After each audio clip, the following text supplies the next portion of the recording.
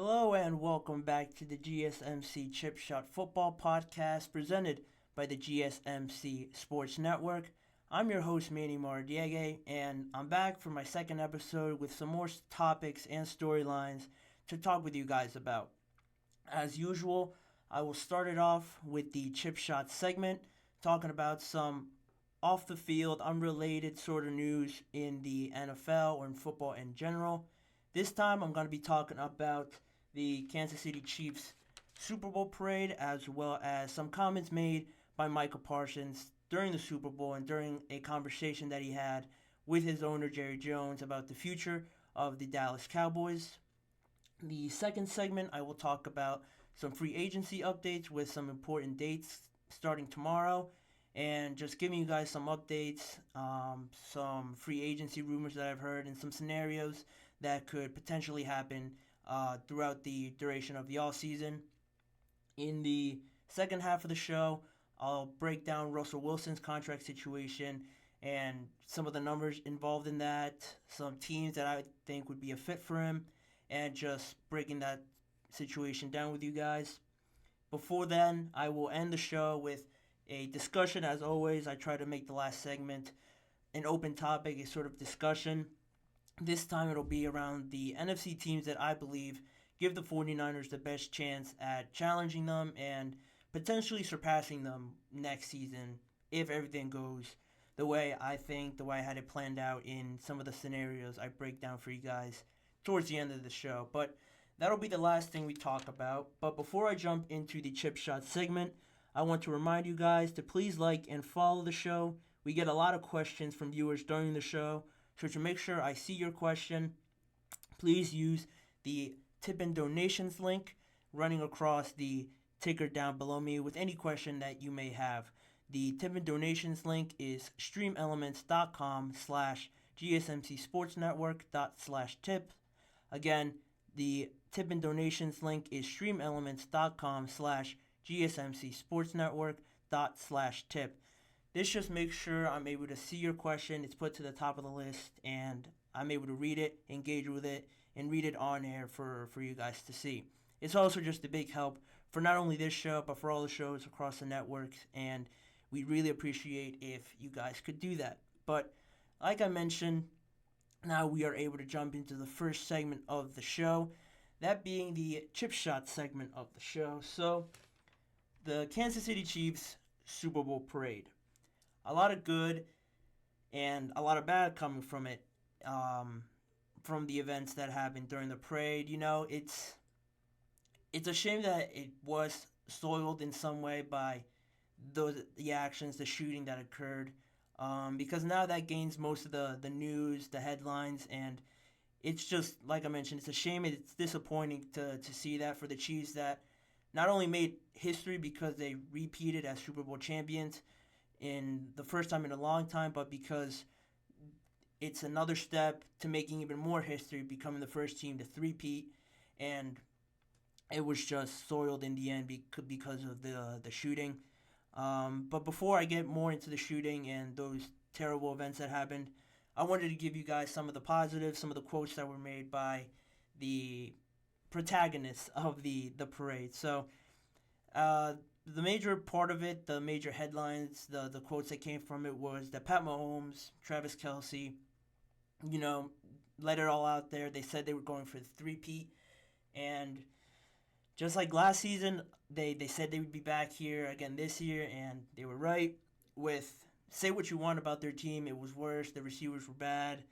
Travis Kelce's getting old. The distractions off the field with Taylor Swift and everything. Say what you want, but they were back here. They made it back. Patrick Mahomes did his best with what he could, and it turned out as good as any other scenario could have.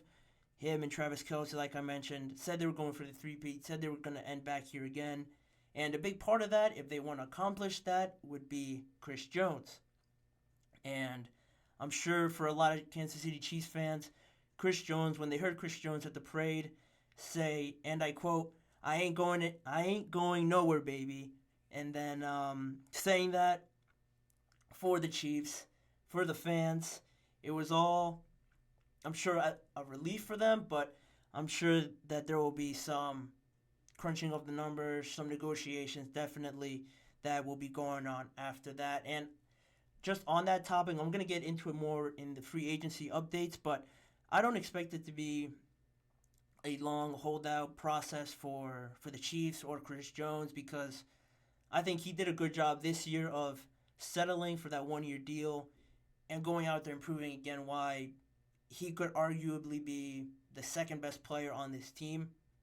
Obviously, the first one's Patrick Mahomes, but you can make a good argument that he is more significant to this team's success than maybe Travis Kelce is. In some of the biggest moments, in the biggest moment, arguably in the Super Bowl, he had that pressure on Brock Purdy to make him settle for a field goal on their final drive of the regular time, and it only forced the Chiefs to have to kick a field goal to send it into overtime. And if you remember correctly, more specifically in that moment, that I rewatched that play for a couple times, and I realized that George Kittle engaged with a block for like a moment, and then he got off, and he was actually open in the flat. But because Chris Jones made that play, put some pressure on him, he didn't officially get the sack, but he was in his face and forced Brock Purdy to throw it away. It arguably changed the whole course of that game, because if they score a touchdown, or if he throws it to George Kittle, it might not be a touchdown, but it comes close, and then they have a decision to make on fourth down. If they get really close, they could score a touchdown, and then the Chiefs would be forced to also score a touchdown to send it into overtime. But that's the kind of player he is. He comes up in those biggest moments, even if he doesn't put up gaudy numbers in the regular season with sacks and stuff like that, like other players do.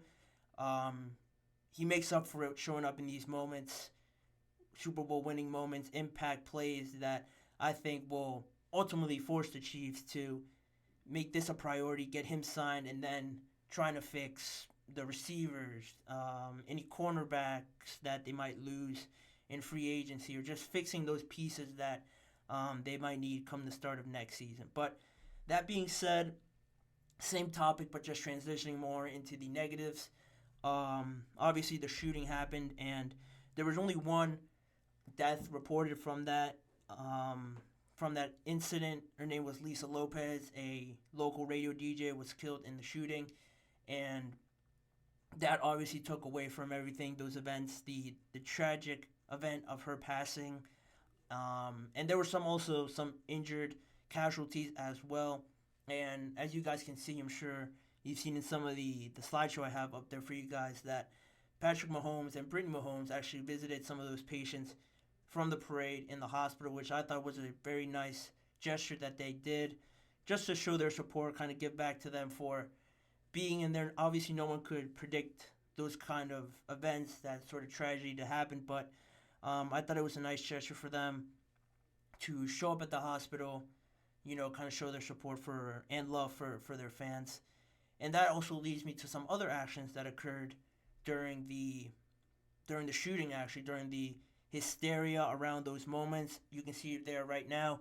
Trey Smith was one of the players in the shooting that actually was sheltered with a young Chiefs fan during the incident. I'm just paraphrasing, but a quote that he said from an interview he did about the shooting, that, there was a kid there just kind of in a panic mode, and he kind of grabbed them, told them that he was going to take him in with him in, I think, some sort of room or like a closet that they were able to find with like 20 other people stuffed in it. Another just amazing gesture from these players towards their fans, because in those moments, you kind of forget about everything, just make sure everyone's all right. And I thought that was a great gesture by him. And even Andy Reid as well, similar situation, was just around a fan, a younger fan, I'm pretty sure it was, that was just scared, alarmed, not really knowing what was going on. And for Andy Reid, all these other players that maybe had a similar sort of act but wasn't reported on, just had the wherewithal, the calmness of mind to grab the fan, grab someone, comfort them, and tell them that, everything's going to be okay. And I'm sure to them it just seems like an act that any person, any good person would do in that sort of moment, to help another fellow human being out. But for the fans, for all these normal human beings that were at the parade, I'm sure it meant a whole lot more to them. It meant the world to them, probably, that their heroes, in a sense, were able to show that kind of act, that kind of gesture with them. But I just wanted to bring those out there to everyone's attention and say how really amazing that gesture was from the Kansas City Chiefs players. But moving on now to the other topic I had for this segment, some quotes that Micah Parsons made. The Cowboys just seem to always be the talking point in everyday news, media, whatever you want to call it. But this quote, last time I talked about it, Jerry Jones quote. This time it was Micah Parsons who gave a quote during an interview about a conversation that he had with owner Jerry Jones during the Super Bowl and the future of the team. And one thing that he said, or one of the quotes that he said, was that we just sit and talk from before the game until the whole half about players I want to bring in, players I want to be around, who do I need, who do I want to be with. And I thought it was pretty interesting because, that's the sort of conversation you have with, a leader, a guy that is at the top of the hierarchy, right? That the organization, the coaches trust in to kind of relate a message to everyone.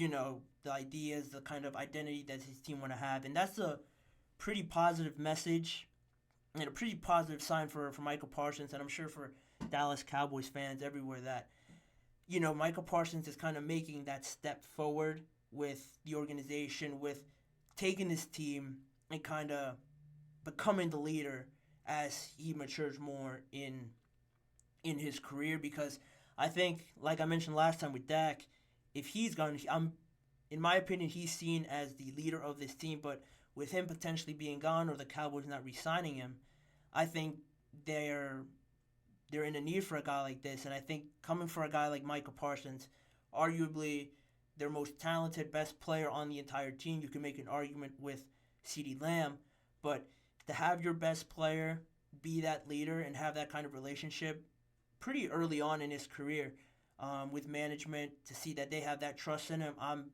sure it brings a lot of security and a lot of calmness around the Dallas Cowboys, who are always being talked about, are always in the news, and that pressure over the course of the season just mounts on the players, on any player really, especially the ones playing for the Dallas Cowboys. But I think Micah Parsons, he's taken a step in that right direction, and for this Dallas Cowboys team, with the future looking a little bit uncertain, a little bit wary at times with quarterback, coach, playoffs, it could get lost that this team really needs a leader and someone to ride the ship, direct the ship in the direction it should go, because it's been a long time without any playoff success. So I think this is what the team needed, and if Micah can continue to be in this sort of position with the Cowboys, kind of taking the front foot, leading them into this new generation, this new era of Cowboys led by him, I think they would be in good hands, and it won't be as drastic of a change if they were to change quarterbacks, coach. If they have that sound voice, kind of keeping everything in the organization under wraps, in check, I think it'll serve them a lot better, and it'll be a bigger impact than a lot of people realize in an organization like the Cowboys. So I just thought that was a good sign for the Cowboys, and it'll be interesting to see how that develops into the season through free agency, depending on which players they sign, which ones they bring in, and if Micah agrees with that or not. I'm not saying he should get the final say, but this kind of quote kind of inclines that Jerry Jones values his judgment a little bit, and I'm sure Micah Parsons won't second guess about giving Jerry Jones any input that he may feel would help this team. He already does it in the media. He has his own podcast and everything, says how he feels on there. So it'll be an interesting development over the course of the off season. But that's going to be it for the Chip Shot segment of this show. I'm going to send it to a quick break real quick, and on the other side of that, we're going to dive deeper into free agency, some rumors, some scenarios that I have for you guys on the other side of this break. So don't go anywhere. We'll be right back after a short break.